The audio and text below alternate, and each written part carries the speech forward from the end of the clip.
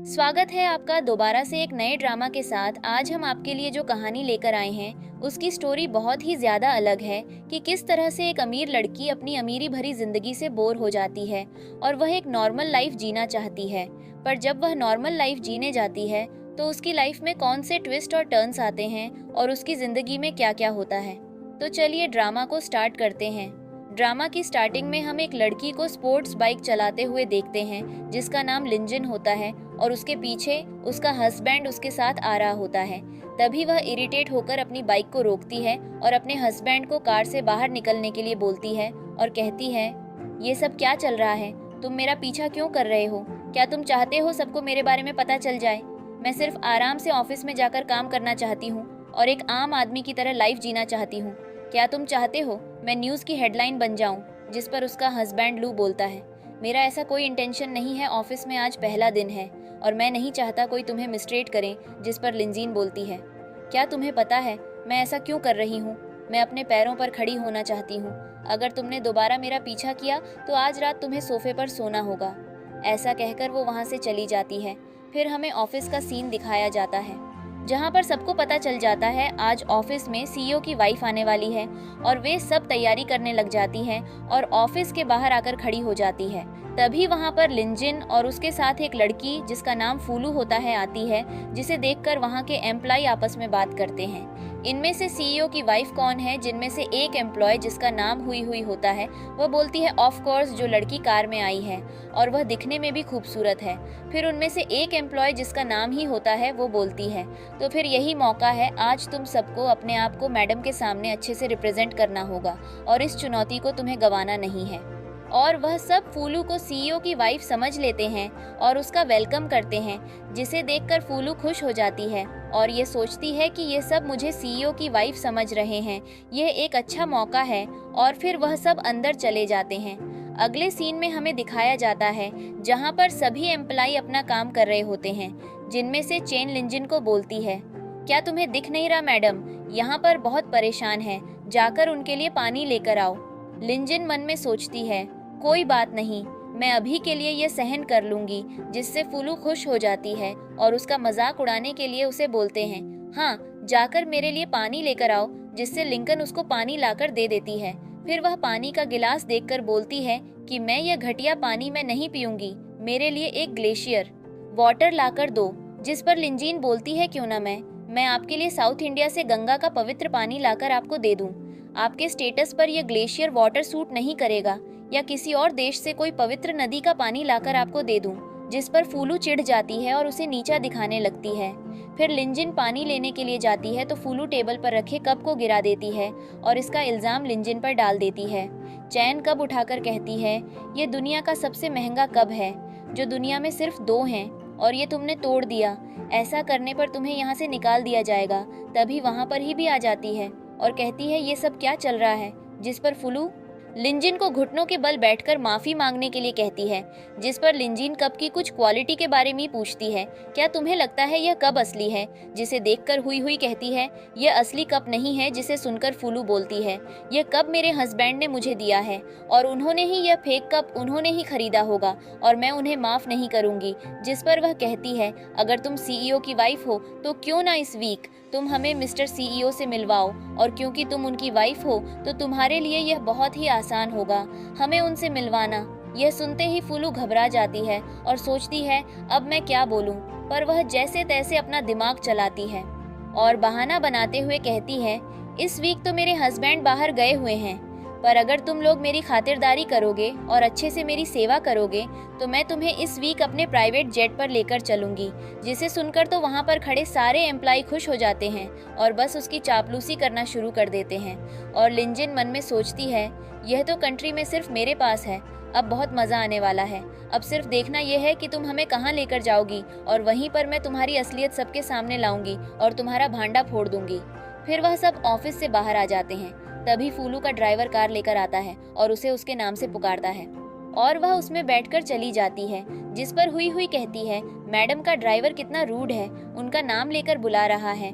जिस पर चैन कहती है, इसे ही तो मैडम की काइंडनेस का पता चलता है, चलो चले, इस हफ्ते बहुत मजा आने वाला है। मैं तो बहुत एक्साइटेड हूँ। फिर फूलू जैसे तैसे उसका इंतजाम कर देती है और उन सबको वहाँ घुमाने लाती है और वह सब बहुत खुश होते हैं, जिनमें से चेन लिंजिन को कहती है, चलो मैडम को थैंक यू बोलो, तुमने तो कभी अपनी लाइफ में इतनी लग्जरी नहीं देखी होगी, मैडम के बदौलत तुमने ये सब आज देख लिया है। तभी लिंजिन मन में सोचती है, ऐसे तो मेरे पास न जाने कितने हैं, और फिर फूलू से कहती है, मैडम क्या आप हमें अपने प्राइवेट जेट में घुमा सकते हैं? हम सब तो आपके कॉलीग हैं, क्यों ना आप हमें उसमें एक चक्कर लगवाए। फूलू फिर से घबरा जाती है और कहती है क्यों नहीं, और अपने भाई को कॉल करती है और कहती है जल्दी से मेरा जेट लेकर आओ, जिससे वो बोलता है कि वह तो आज मेंटेनेंस पर गया है। फिर वह कहती है मुझे कोई बहाना नहीं चलेगा, जल्दी से लेकर आओ। तभी उसका भाई आता है और फील्ड में रखें एक हेलीकॉप्टर के पास लेकर जाता है और कहता है ये मैडम का पर्सनल हेलीकॉप्टर है, जिसे देखकर एम्प्लॉय खुश हो जाते हैं, हमने इसे पहले कभी इतनी पास से नहीं देखा है। फिर लिजिन हेलीकॉप्टर को देखकर कहती है मैंने तुम्हें बहुत टाइम बाद देखा है, और उसको टच करने लग जाती है। तभी फूलू उसे रोक देती है और कहती है तुम्हारी हिम्मत कैसे हुई मेरे सामान को हाथ लगाने की, तुम इस पर स्क्रैच लगा दोगी और फिर उसकी भरपाई कौन करेगा, क्या तुम कर पाओगी? फिर सभी लिंजिन पर चिल्लाने लगते हैं, तुम्हें तो मैडम का थैंकफुल होना चाहिए कि तुम जैसी को मैडम यहाँ पर लाई, जल्दी से मैडम से माफी मांगो। जिस पर लिंजिन ऐसा करने से मना कर देती है और कहती है मैं इससे माफी क्यों मांगू, ये तो फेक है और ये हेलीकॉप्टर मेरा है। जिस पर चैन कहती है दिन में सपने देखना बंद करो, और फूलू से कहती है मैडम आज तो इसे सबक सीखा ही दीजिए, अगर आप ऐसा नहीं करोगी तो सर्वेंट अपनी औकात भूल जाएंगे। जिस पर फूलू कहती है मैं तुम्हें यहाँ पर लेकर आई और तुम यहाँ पर ऐसा कर रही हो, क्या तुम्हें शर्म नहीं आती? चलो अपने घुटनों पर बैठकर मुझसे माफी मांगो। जिस पर लिंजीन कहती है क्या तुम्हें शर्म नहीं आती, क्या सच में ये फील्ड तुम्हारा है? तभी वहाँ पर फूलू का भाई आकर बोलता है ये फील्ड हमारी मैडम का ही है। फिर लिंजिन कहती है तो चलो बताओ इस हेलीकॉप्टर का कौन सा इंजन है, पिस्टन इंजन या जेट इंजन? जिस पर फूलू कहती है पिस्टन। लिंजिन मना कर देती है और कहती है इसके अंदर टरबाइन इंजन है, और फिर उससे बहुत सारी चीज हेलीकॉप्टर के बारे में पूछना शुरू कर देती है, जिनमें से फूलू कुछ भी नहीं बता पाती है। फिर वो अपने भाई से लिंजिन को पीटने के लिए बोलता है, लेकिन लिंजिन को मार्शल आर्ट आती थी और वह उन सबको धूल चटा देती है। इसके बाद फूलू गुस्से से पागल हो रही थी, इसीलिए वह हमारी प्यारी सी फीमेल लीड लिंजिन की इंसल्ट करने लगती है और वह उसको वहाँ से दफा हो जाने को कहती है। जिस पर लिंजिन कहती है अगर तुम सच में सीईओ की वाइफ हो और इस एयरपोर्ट की ओनर हो तो क्यों ना तुम यहाँ की सबसे फेमस पायलट को बुलाओ जिनका नाम मिस्टर सन है। वह कहती है हाँ मैं मिस्टर सन को बुला सकती हूँ। उसके तीनों चमचियाँ भी बोलना शुरू कर देती हैं, मैडम आप मिस्टर सन को यहाँ पर बुलाएं और इसकी बोलती बंद कर दीजिए। तभी वह किसी को कॉल करती है और फिर कहती है मिस्टर सन आप जल्दी से आ जाइए। क्या सच में मिस्टर सन आप आउट ऑफ कंट्री गए हैं? और कॉल कट करके बोलती है वह आउट ऑफ कंट्री गए हैं। जिस पर लिंजिन कहती है चलो ठीक है, बट मैं भी किसी को बुलाती हूँ, और वह भी कॉल करती है। और तभी यहाँ पर मिस्टर सन एक ही कॉल में आ जाते हैं। मिस्टर सन को देखकर वहाँ पर पड़ा वह आदमी शॉक हो जाता है और मिस्टर सन आते ही लिंजिन को हेलो मैडम बोलते हैं। जिस पर चैन कहती है बेवकूफ़ हो गए हो क्या, इसको मैडम क्यों बोल रहे हो? जिस पर वह कहते हैं मैं मिस्टर सन हूँ। जिस पर चैन कहती है अपनी शक्ल देखी है कभी तुम? मिस्टर सन कहाँ से हो सकते हो, वह तो आउट ऑफ कंट्री गए हैं, अभी हमारी मैडम ने कॉल किया था। यह सुनकर तो उनको गुस्सा आता है और वह एक जोरदार तमाचा चैन के मुंह पर मारते हैं, जिससे बेचारी चैन तो जमीन पर ही लेट जाती है। तभी वह आदमी जमीन से उठता है और जाकर मिस्टर सन के पैरों में बैठ जाता है और कहता है सर मुझे माफ करिए। और तभी फुलू से चैन कहती है मैडम प्लीज मेरी मदद करो, मुझे समझ नहीं आ रहा कि यह सब क्या हो रहा है। जिस पर वह अपने मन में सोचती है अब तुम फंस चुकी हो, अब मैं यहाँ से कैसे निकालूं? और वह चैन को एक जोरदार थप्पड़ मारते हो कहती है मेरा दिमाग खाना बंद कर, कब से मैं तुझे बर्दाश्त कर रही हूँ। और वहाँ से जाने लगती है, पर तभी मिस्टर सन कहते हैं रुक जाओ, और वह घबरा जाती है, वह रुक जाती है। मिस्टर सन कहते हैं यहाँ पर क्या चल रहा है? तभी हुई हुई कहती है ये हमारे सीईओ की वाइफ है और ये एयरपोर्ट इन्हीं का है। जिस पर मैं सन वॉज लाइक क्या, ये मेरी मैडम है और मुझे ही नहीं पता था। और वह कहता है मेरी मैडम तो लिंजिन है। ये सुनकर तो सभी लोग शॉक हो जाते हैं। मिस्टर सन लिंजिन से कहते हैं मैडम इन सब का क्या करना है? जिस पर वह कहती है कचरा है, उठाकर बाहर फेंक दो। जिस पर वह अपने आदमियों को बुलाता है और उन सभी को वहां से भगा देता है।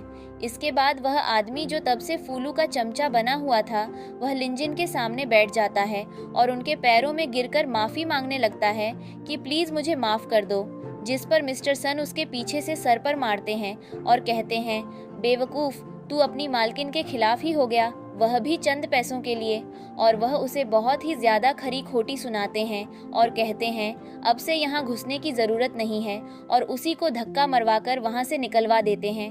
इसके बाद हम इन सभी को बाहर खड़े हुए देखते हैं, जहाँ पर यह तीनों फूलू पर चिल्लाती है कि यह सब उसकी वजह से हुआ है और उसने झूठ बोला, जिस पर वह एक बार फिर से इनको अपनी बातों में फंसाते हुए कहती है, मैंने झूठ नहीं बोला, वह लड़की ही झूठी है, वह मेरे हस्बैंड की मिस्ट्रेस है, इसीलिए इतना ज्यादा इतरा रही है। यह सुनकर तो सभी लोग शॉक हो जाते हैं और लिंजिन के खिलाफ हो जाते हैं और फिर से इस चुड़ैल की बातों में आ जाते हैं। इसके बाद हम अगले दिन चैन हुई और फूलू को एक साथ देखती है, जो कि वॉशरूम में लिंजिन को बुली करने जाती है, पर इनका पासा तो इन्हीं के ऊपर उल्टा पड़ जाता है और एक बार फिर से यह अपनी बेइज्जती करवाने से नहीं चूकती।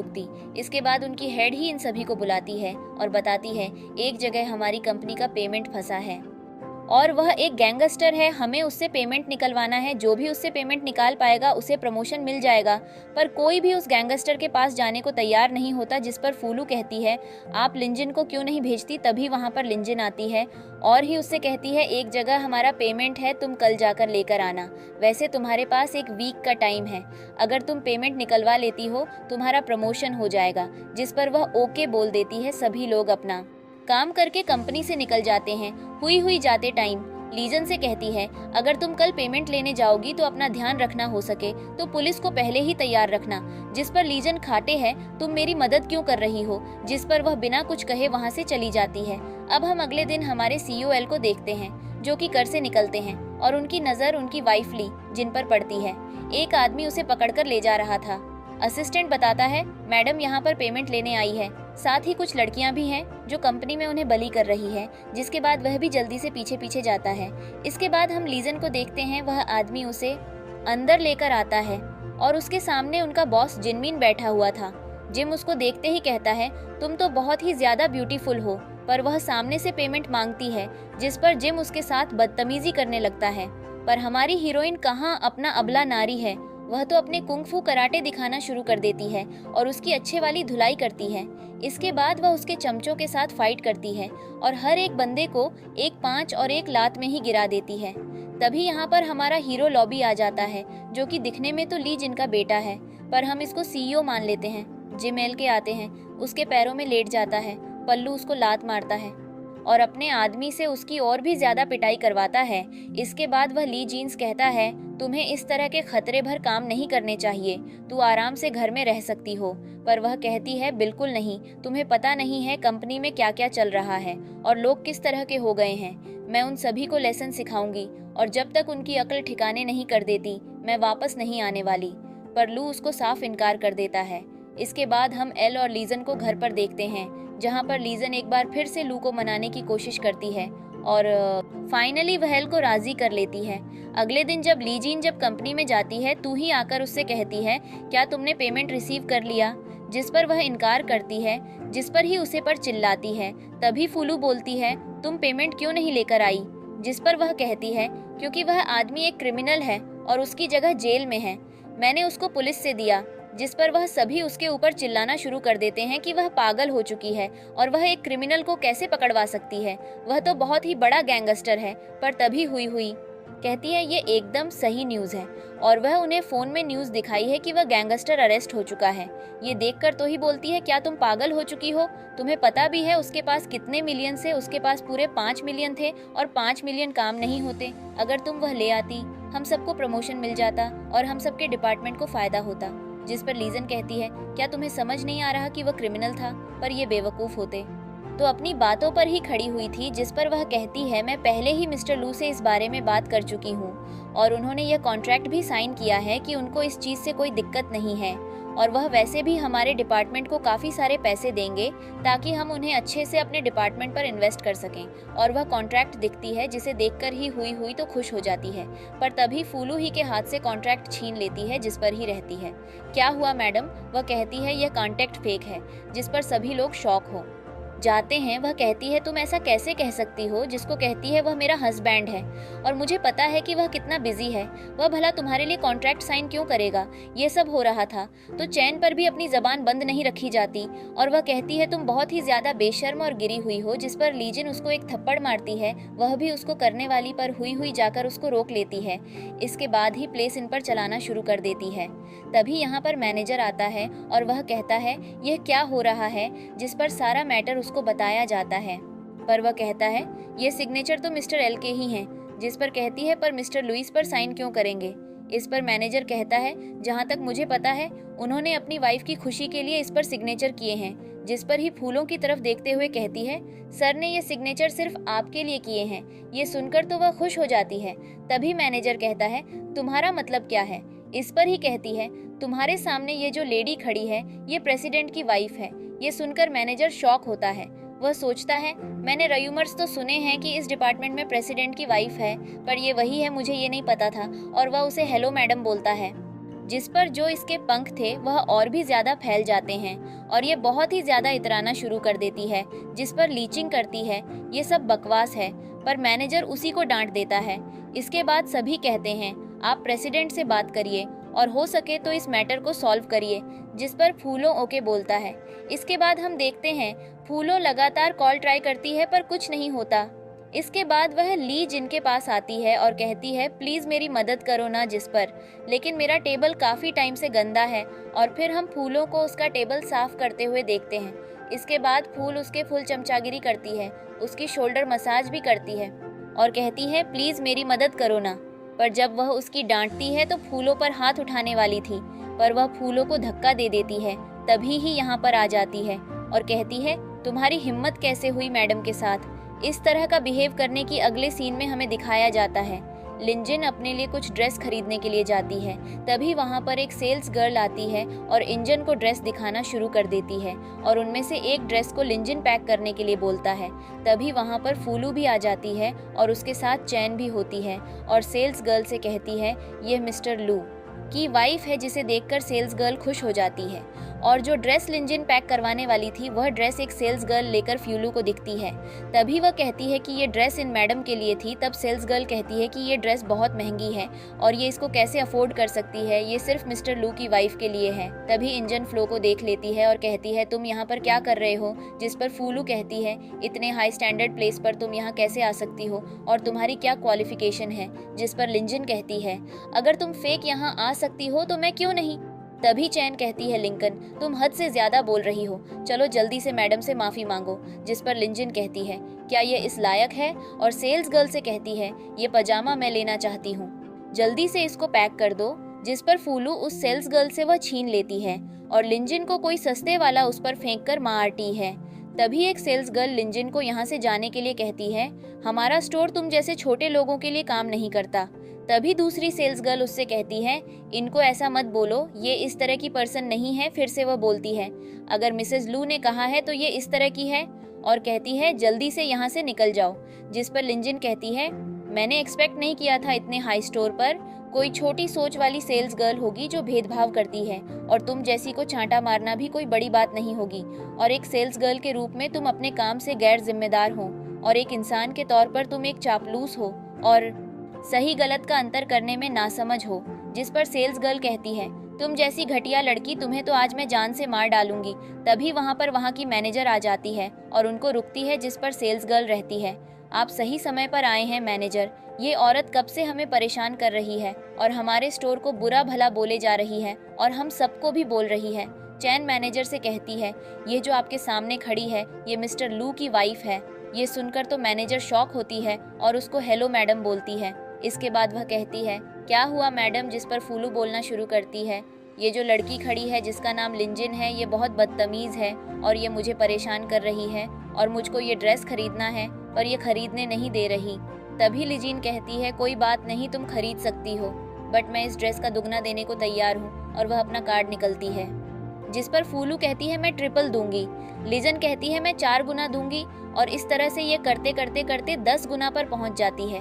जैसे ही फूलू कहती है मैं 10 गुना पैसे दूंगी तो हमारी लिजन कहती है ठीक है मैं इतनी अमीर नहीं हूँ, तुम ही ये तोप खरीद लो। और मैनेजर फूलू से कहती है चलिए माम, आप पे कर दीजिए। और बस फूलू के पैरों तले से तो जमीन खिसक जाती है, क्योंकि उस टॉप की कीमत 2.8 मिलियन तक पहुंच चुकी थी और इस बेचारी के पास तो इतने पैसे भी नहीं थे। ये अपने मन में सोचती है, 2.8 मिलियन का तो मेरा घर भी नहीं है। अगर मैं उसे सेल करती हूँ भी इस टॉप की कीमत नहीं चुका पाऊंगी। अब मैं क्या करूँ? जिस पर वह मैनेजर से कहती है, बस करो, वैसे भी इस औरत ने मेरा दिमाग खराब कर दिया। पता नहीं मैं कैसे इस स्टोर में आ गई। जिस पर मैनेजर कहती है, मैडम आपको परेशान होने की जरूरत नहीं है, मैं इसको अभी बाहर उठाकर फेंक देती हूँ। और वह लिंजिन से वहाँ से दफा हो जाने को कहती है। चैन भी कहती है, तुमने सही कहा, इसे यहाँ से बाहर निकालो, वैसे भी कचरे को बाहर ही होना चाहिए। और वह कॉल करके अपनी गार्डों को आने को कहती है। पर तभी यहाँ पर गार्ड के साथ इस शोरूम की ओनर आती है। ओनर पूछती है, ये सब क्या हो रहा है? मैनेजर कहती है, मैडम ये जो औरत खड़ी है वह बहुत ही बदतमीज है। ये सुनते ही ओनर ने मैनेजर को एक थप्पड़ मार दिया और कहती है, क्या तुम पागल हो चुकी हो? तुम जानती भी हो ये कौन है?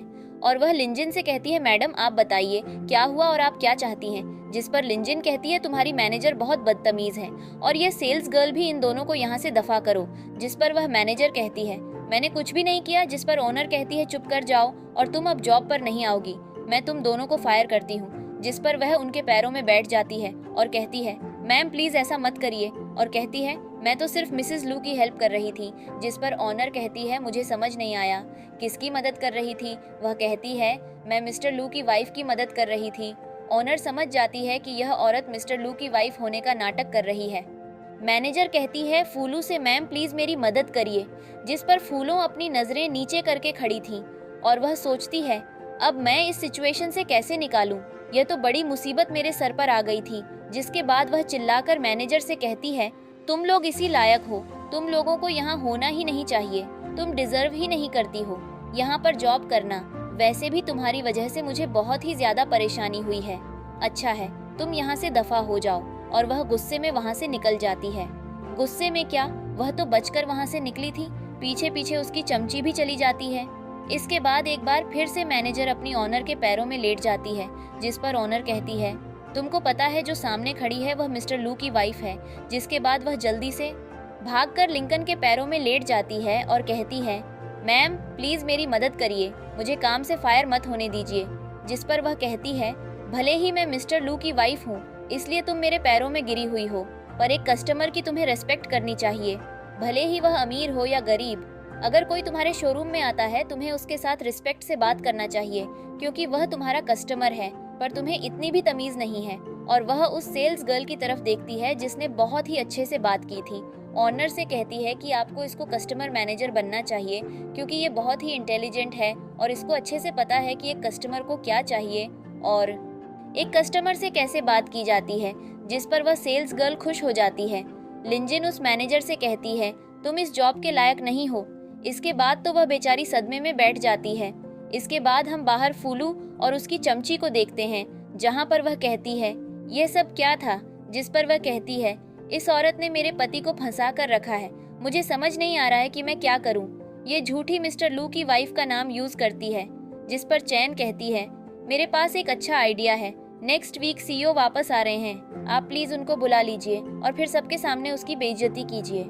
तभी सामने से लिंकन आती है। लिंजिन को देखकर तो ये दोनों एक बार फिर से चिढ़ जाती हैं और फिर से उसकी इंसल्ट करने की कोशिश करती हैं, पर फिर से अपनी बेइज्जती करती हैं और बेचारी फूलू एक बार फिर से तमाचा खाती है।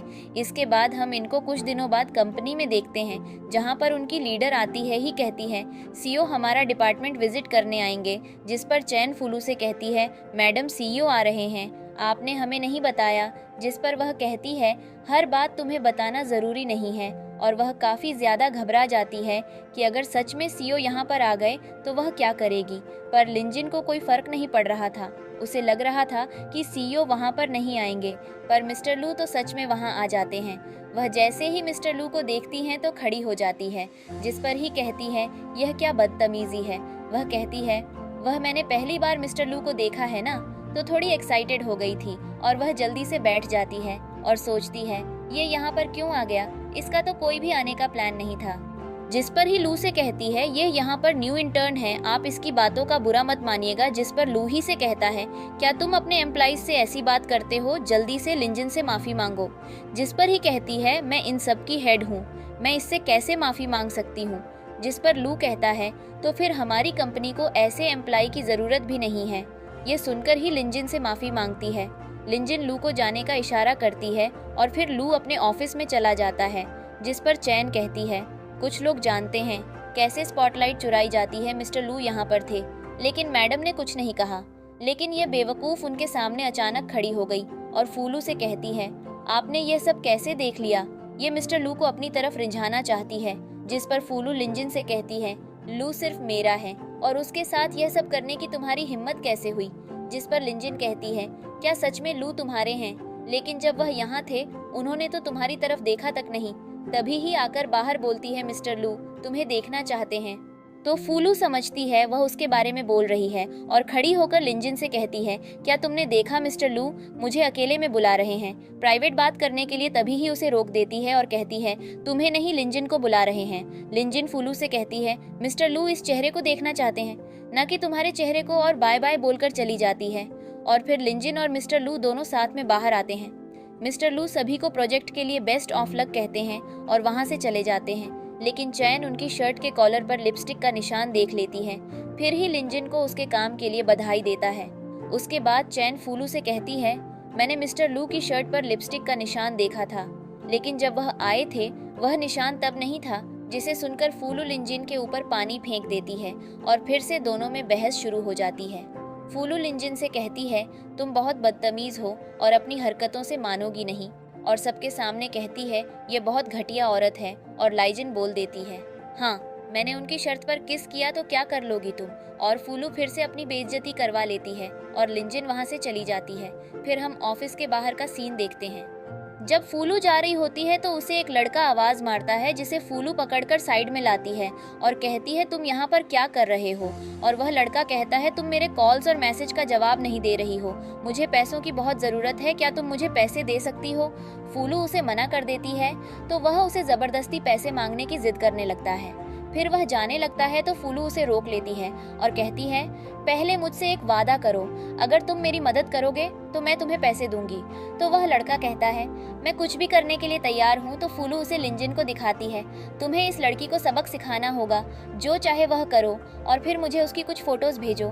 फिर हमें रात का सीन दिखाया जाता है जहाँ लिंजन अपने स्कूटर से जा रही होती है तो रास्ते में उसे दो लड़के रोक लेते हैं और उसे परेशान करना शुरू कर देते हैं। वह कहते हैं क्या तुम हमारे साथ खेलना चाहोगी।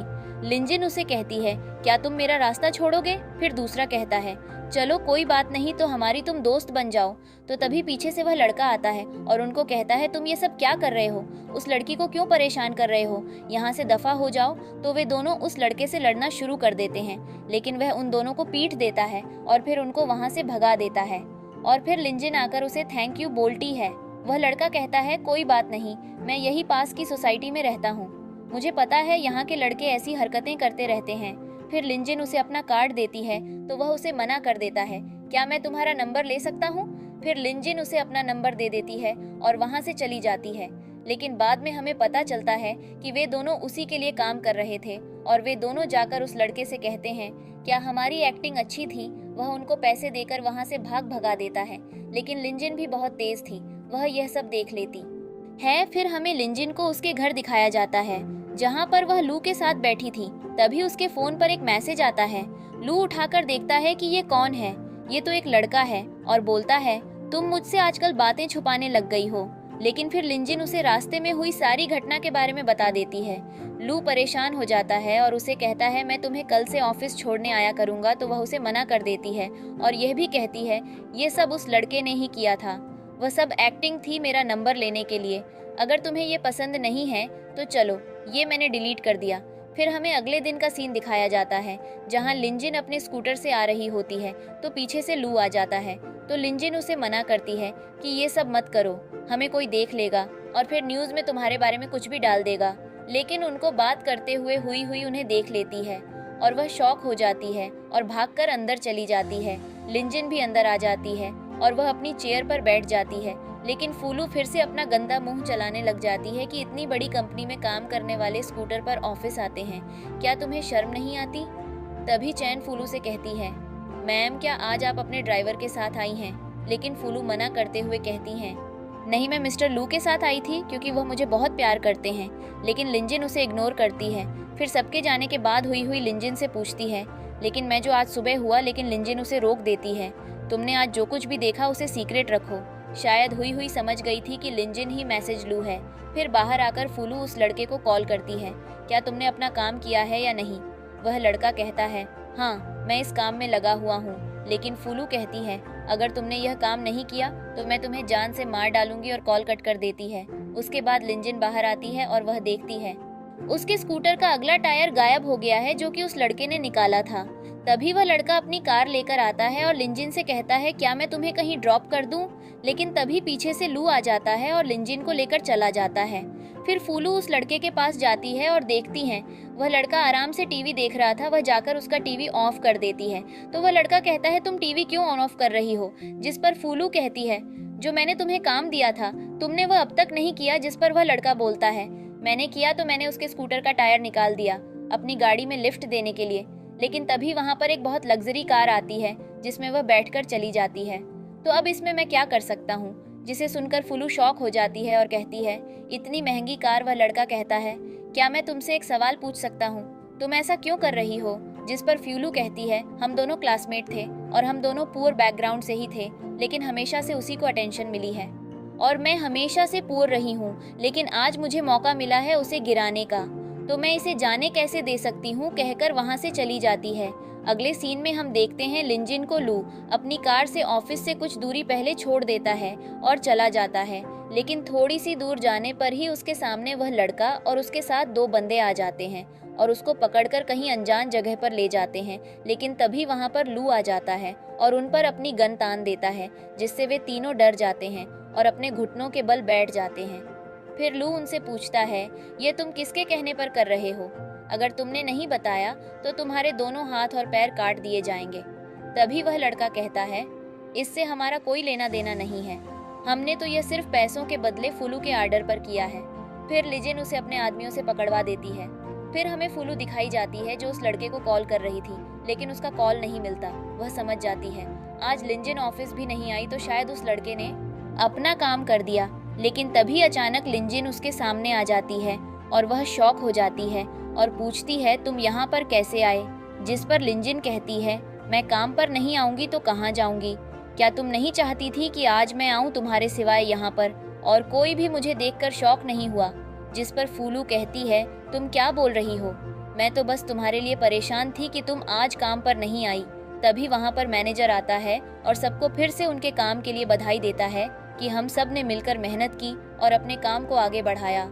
और अगले हफ्ते मिस्टर लू एक एनुअल मीटिंग रखेंगे जहाँ पर वह तुम सबको अवार्ड देंगे, तो उस दिन सब आना ना भूलना। और जिसने इस प्रोजेक्ट में सबसे ज्यादा मेहनत की है उसको प्रेसिडेंट एक स्पेशल अवार्ड देंगे और वह अवार्ड मिस फूलू को दिया जाएगा। जिसे सुनकर लिंजिंग शॉक हो जाती है और कहती है, आपको कुछ गलत फहमी हुई है, इस प्रोजेक्ट का प्लान और डिज़ाइन वह सब मैंने किया है, इसने तो इसमें कुछ भी कंट्रीब्यूट नहीं किया।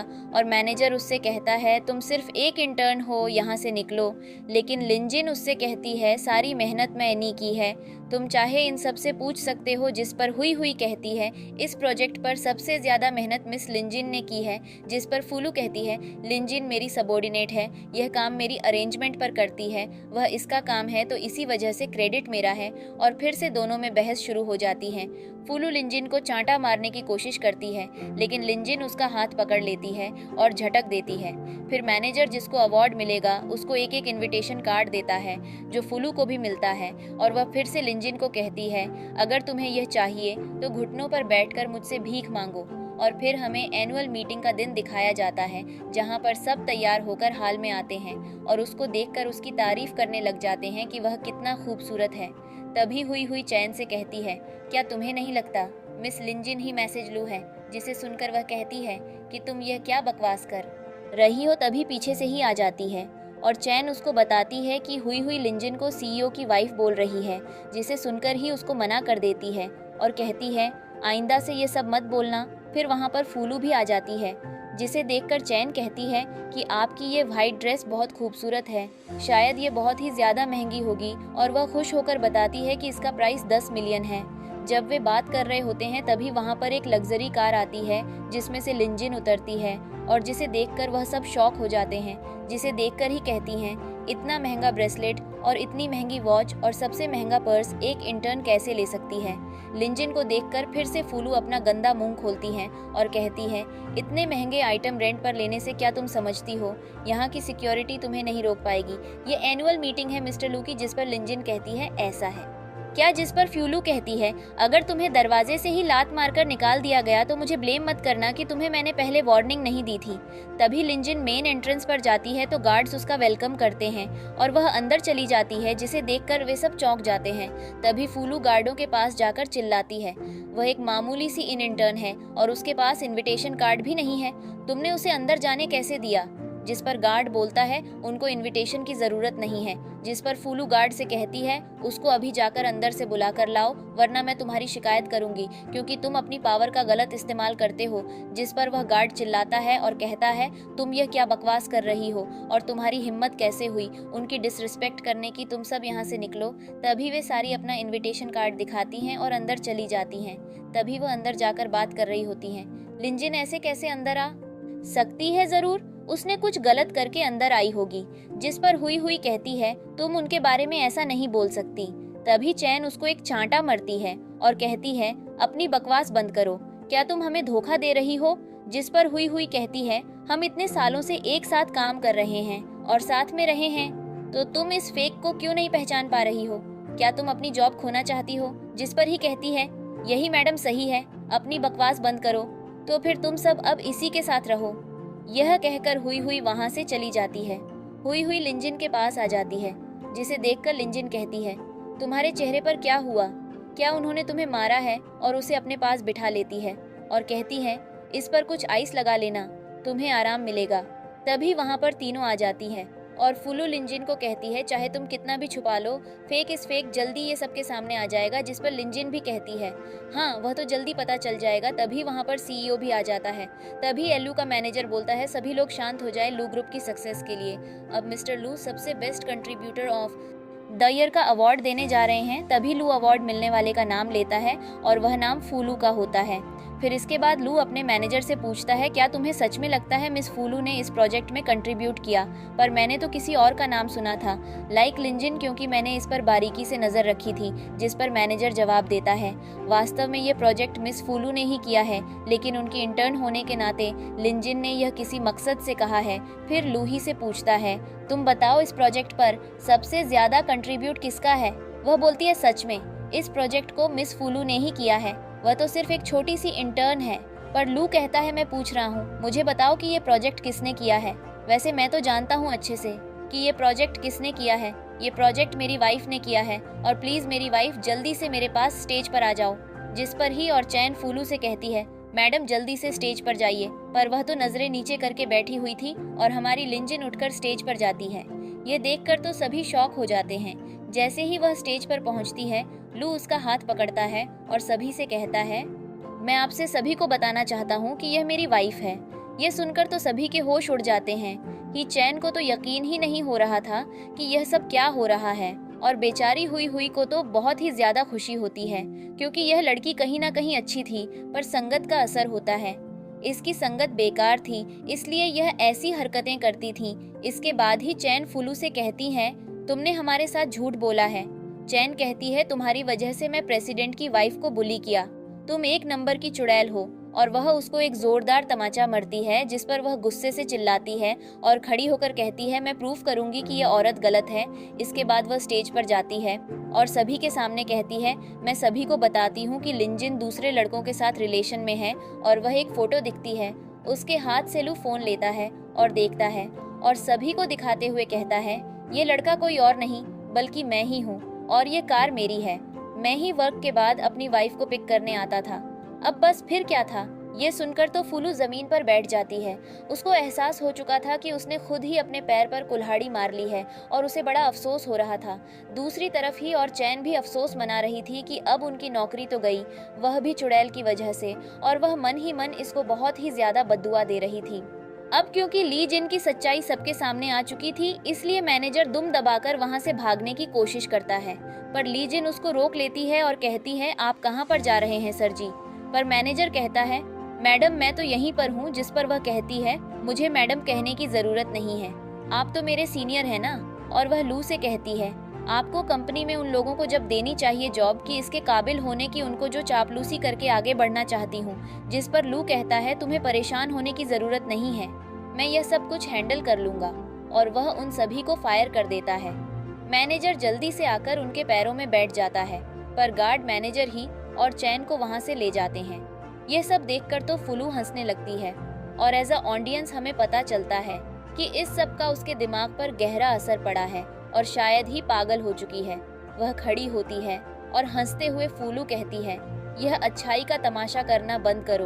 तुमने बस एक अमीर आदमी से शादी की है और तुम इतनी ज्यादा इतरा रही हो। जिस पर लू कहता है, सभी लोग ध्यान से सुनिए, ली जीन सिर्फ मेरी वाइफ नहीं है, बल्कि वह इस कंपनी के 81% शेयर की मालकिन है। यह सुनकर वहां बैठे सभी लोगों के होश उड़ जाते हैं और वह सभी आपस में बात करना शुरू कर देते हैं। लू कहता है, आप सभी ने देखा ही होगा कि वह अपने काम में कितनी ज्यादा माहिर है और आगे से कंपनी का फ्यूचर उसी के हाथ में है, वही सब कुछ हैंडल करेगी। इसके बाद ली जीन फुलू से कहती है, इस तरह से झूठ बोलकर जिंदगी नहीं जी जाती। अगर तुम्हें जिंदगी जीनी है तो मेहनत करनी पड़ती है, और अगर तुम मेहनत करोगी तो जरूर सफल हो जाओगी। पर इस पागल औरत पर तो उसकी बातों का असर ही नहीं पड़ता, वह उसको फेंक बोलती है। तभी यहाँ पर एक पुलिस ऑफिसर आता है और उसको अरेस्ट करके वहाँ से ले जाता है। बस फिर क्या था, एक वेटर वाइन की क्लास लेकर आता है। ये दोनों वाइन पीकर चीयर्स करते हैं, पर तभी वह आदमी लू के कान में कुछ कहता है।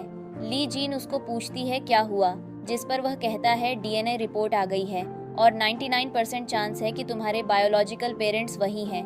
और ये सीन यहीं पर कट हो जाता है। इसके बाद हम एक लड़की को देखते हैं जो कि अपने पेरेंट्स के पास आती है और इसका नाम सीना होता है, और वह अपने पेरेंट्स से कहती है, फाइनली आपकी बायोलॉजिकल बेटी आ रही है, तो मुझको लगता है मुझे यहाँ से जाना चाहिए। और सीना वहाँ से जाने लगती है, पर उसकी माँ उसको रोक लेती है और कहती है, तुम्हें जाने की ज़रूरत नहीं है, हम एक फैमिली हैं। और वह अपने हस्बैंड की तरफ देखती है और कहती है, पहले आपने इसे अडॉप्ट किया और अब आप इसे छोड़ देंगे, यह कहाँ पर जाएगी? जिस पर उसके फादर कहते हैं, तुम्हें कहीं जाने की जरूरत नहीं है, यहीं पर रहो। और तभी यहाँ पर लीजिन आ जाती है। लीजिन के दादा उससे मिलकर बहुत ही ज्यादा खुश होते हैं और वह उसकी सीन से भी मिलवाते हैं। वह कहते हैं, ये तुम्हारी बहन है, मैं अनाउंस कर दूंगा कि तुम दोनों ट्विंस हो। और इसके डैड को नहीं पता था कि लीजिन की शादी हो चुकी है और वह बहुत ही रिच है। उनको लग रहा था कि वह अभी अभी बस अनाथ आश्रम से आई है और गरीबी भरी जिंदगी जी रही है। सीना कहती है, मेरी बहन तुम्हें पता है, हाई सोसाइटी में बहुत ही ज्यादा रूल्स होते हैं, तुम्हें उन रूल्स को मानना होगा, तुम्हें डैड की इंसल्ट नहीं करवानी है। उसके डैड उन दोनों का हैंड शेक करवाते हैं और वह ली जीन के स्वेटर को टच करते हैं और कहते हैं, तुमने बहुत ही की क्वालिटी के कपड़े पहने हैं। और वह सीन से कहते हैं, जाओ अपनी बहन को एक्सपेंसिव क्लॉथ की शॉपिंग कराओ। जिस पर वह कहती है, ओके, और वह उसको वहां से ले जाती है। पर आगे जाकर वह उसके हाथ को झटक देती है और मुंह बनाकर आगे चली जाती है। बेचारी ली जिन को बहुत अजीब लगता है। इसके बाद सीन उसको शॉपिंग करने लेकर जाती है एक सड़क के कोने पर, जहां पर रोड पर ही एक औरत कुछ कपड़े सेल कर रही थी।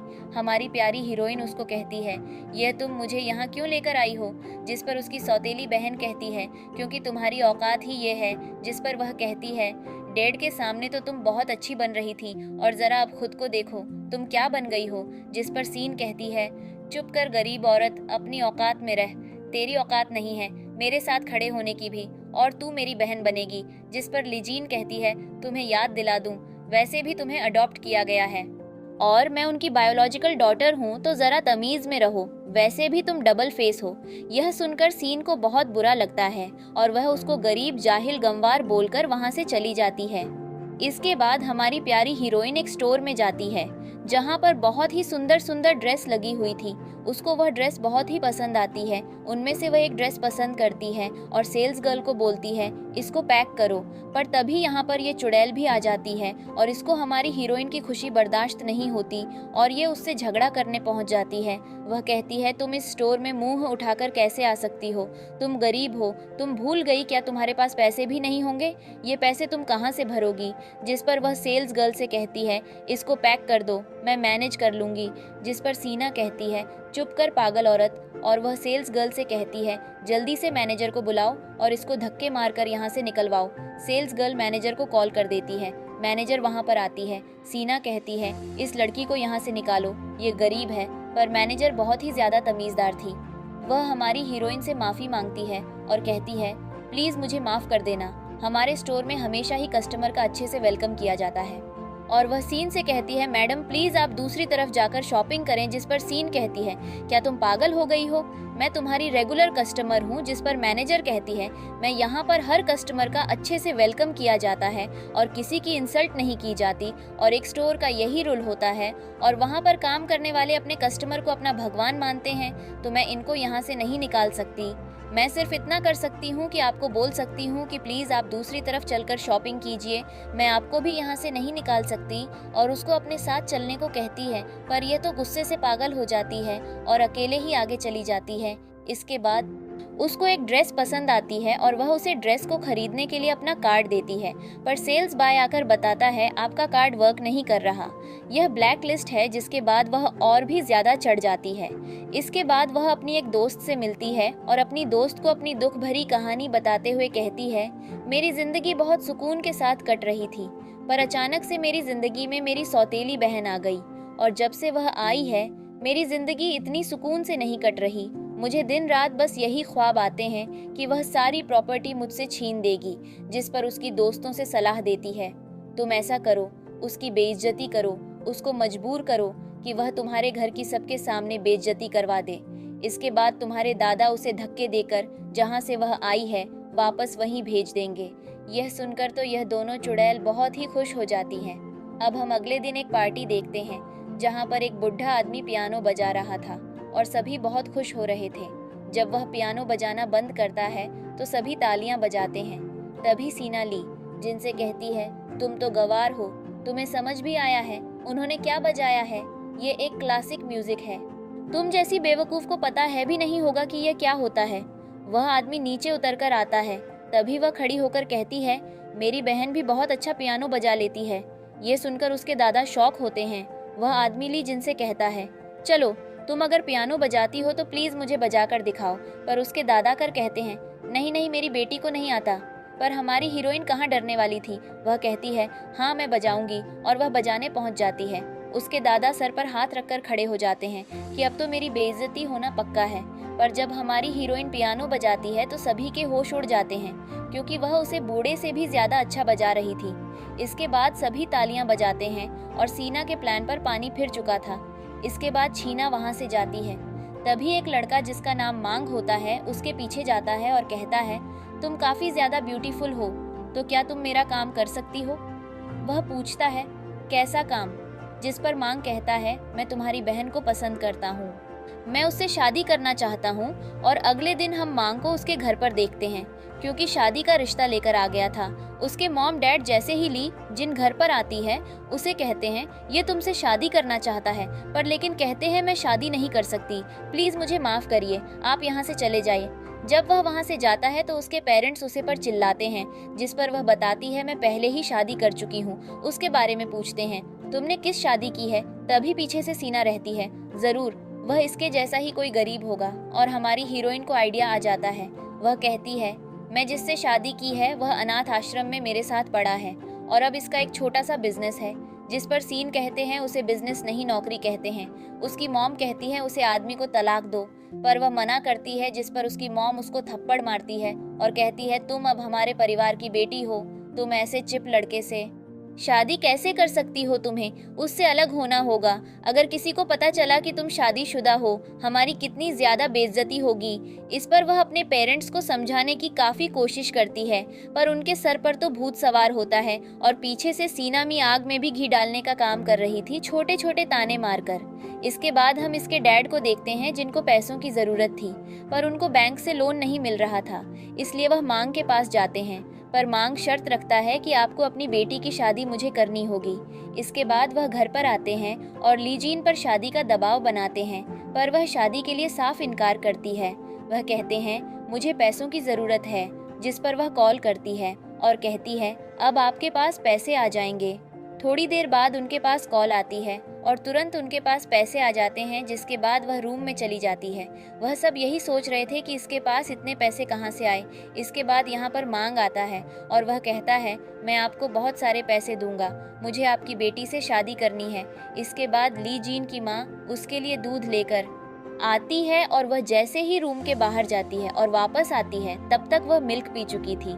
इसके बाद वह कहती है इसको पीने के बाद मुझे अजीब लग रहा है, और वह बेहोश हो जाती है। जब उसकी आंख खुलती है तो एक रूम में थी, जहां पर वह हल्के नशे में थी। तो उसकी माँ कहती है मैं तुम्हारी असली माँ नहीं हूँ, तुम्हारी असली माँ तो मर चुकी है, मैं तुम्हारी सौतेली माँ हूँ, और अब देखना तुम्हारे साथ क्या होगा। वैसे भी हमने सौदा किया है। वह जाने लगती है, पर पीछे से हमारी हीरोइन उस पर अटैक किया, जिससे वह बुढ़िया बेहोश हो जाती है और हमारी हीरोइन रहती है। अब तुम ही उसके साथ शादी करना, और रूम से चली जाती है और वह उसी के फ़ोन से सीना को मैसेज करती है काम हो गया, जिस पर छीना खुश हो जाती है। इसके बाद ये सीनियर कट हो जाता है और हम कुछ दिनों बाद का सीन देखते हैं, जहाँ पर हमारी हीरोइन हमारे हीरो के साथ शॉपिंग करने गई थी, और यहाँ पर ही ये दोनों नमूने आ जाते हैं। ये लोग एक वॉच खरीद रहे थे और इन दोनों नो को भी एक कपल वॉच पसंद आ जाती है और ये दोनों भी उसे खरीदना चाहते थे। और यहाँ पर हर ड्रामा की तरह इस ड्रामा में भी वही होता है, दोनों के बीच वॉर होती है और हमारे हीरो हीरोइन इस वॉच को खरीद लेते हैं, और ये सीन यहीं पर कट हो जाता है। इसके बाद हम सीना के डैड को देखते हैं, जो कि मांग के डैड से मिलते हैं और कहते हैं मुझे मिस्टर लू से मिलना है। वह कहते हैं ठीक है, मैं मिलवा दूंगा। वह उसकी मीटिंग फिक्स करवा देते हैं। अब हम इन सभी को एक होटल में देखते हैं, जहां पर यह मिस्टर लू और उनकी वाइफ ली जीन की वाइफ से मिलने आए थे। सीना और मांग उनको बाहर पिक करने जाते हैं। जब वह इन दोनों को देखते हैं तो कहते हैं तुम लोगों की औकात नहीं है इतने महंगे होटल में आने की, यहाँ से चले जाओ। तभी उनके पास मांग के दर का कॉल आता है। लू कहता है हम बाहर आ चुके हैं, और कॉल कट कर देता है। मांग उनकी इंसल्ट किया जा रहा था, पर तभी उसके दर पीछे से आते हैं और उसकी एक थप्पड़ मारते हैं। वह कहता है यह आदमी झूठ है, जिस पर उसके दादा उसे और भी ज्यादा मारते हैं और उसको बताते हैं ये वही है जिसे हम मिलने आए हैं। जिसके बाद तो ये सभी शॉक हो जाते हैं और मांग उनसे माफ़ी मांगता है। यहाँ पर सीना के डैड भी ली जीन से माफ़ी मांगते हैं और कहते हैं तुम मेरी प्यारी बेटी हो, तुमने बताया नहीं कि तुम उनकी वाइफ हो। जिस पर वह उनके ऐसे अपना हाथ छुड़ाती है और कहती है हमारे बीच सब खत्म हो गया, आपको सिर्फ पैसों का लालच है। और वह अपने हस्बैंड के साथ वहाँ से चली जाती है। उसके दादा बैठकर रोते हैं और इसी के साथ यह ड्रामा यहीं पर खत्म हो जाता है। Bye bye.